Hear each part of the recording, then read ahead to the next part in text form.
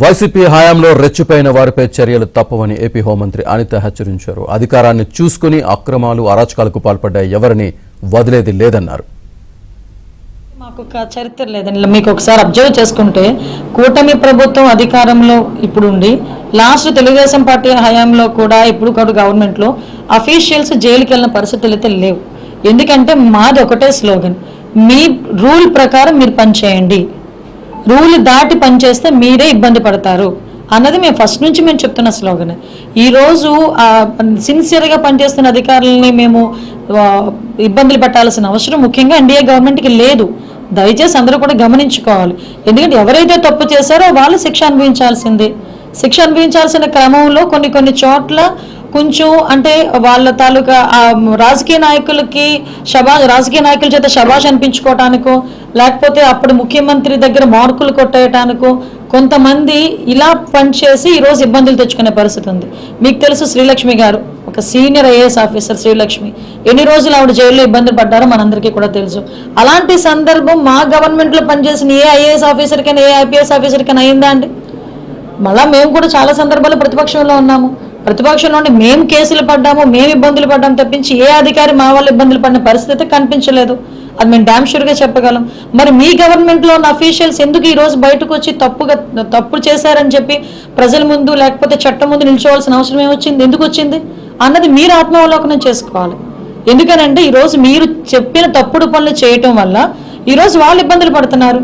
వాళ్ళు ఈరోజు అరెస్ట్ అయ్యే పరిస్థితి వచ్చింది.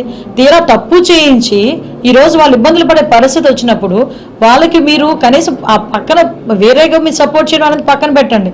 ఈరోజు వచ్చి మీరేమో వాళ్ళ తాలూకా సిన్సియారిటీని వాళ్ళ తాలూకా క్యారెక్టర్ గురించి మీరు మాట్లాడుతూ ఉంటే మాకు కొంచెం ఇబ్బందిగా అనిపిస్తుంది. ఆయన 4 గోడల మధ్యలో కూర్చొని వాళ్ళ కార్యకర్తల మధ్యలో కూర్చొని మాట్లాడితే కాదు, ఒక్కసారి ఆత్మావలోకనం చేసుకోమని చెప్పండి.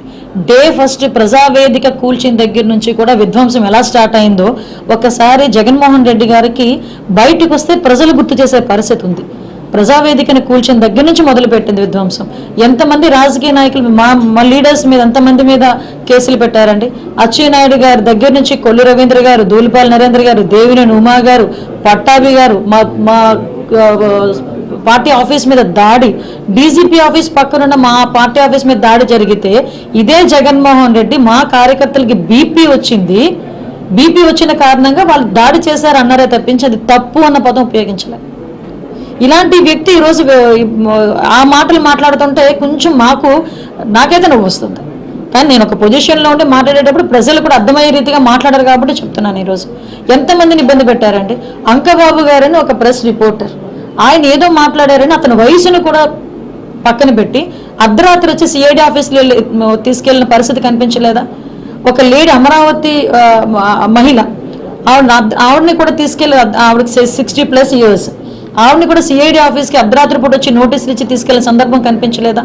మా సోషల్ మీడియా యాక్టివిస్టులని సిఐడి అన్న పదాన్ని కంప్లీట్గా కేవలం తెలుగుదేశం పార్టీ వాళ్ళని వేధించడానికి మాత్రమే ఉపయోగించిన మనిషి జగన్మోహన్ రెడ్డి. ఈవెన్ మీకు అందరికీ తెలుసు ఆ సిచ్యువేషన్లో ఎలా అయిందో.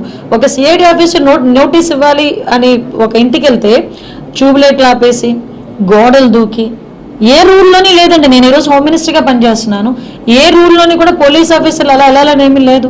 వాళ్ళు అక్కడ ఉన్న క్యాండిడేట్ని బేస్ చేసుకొని, అక్కడ ఇన్వెస్టిగేషన్ బేస్ చేసుకొని, అక్కడ కేసుని బేస్ చేసుకొని అక్కడ వాళ్ళు మూవ్ అవుతారు.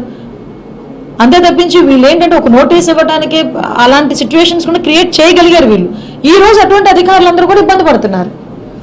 అడ్డగోలుగా ఆ రోజు సిచ్యువేషన్ని రాజకీయ నాయకులకో లేకపోతే అప్పటి ముఖ్యమంత్రికో మాజీ ముఖ్యమంత్రి గారికో శబాష్ అనిపించుకోవడానికి ఈరోజు వాళ్ళు చూపులో పడ్డారు. దానికి ఏదైనా ఉంటే న్యాయపరంగా తెచ్చుకోవాలి.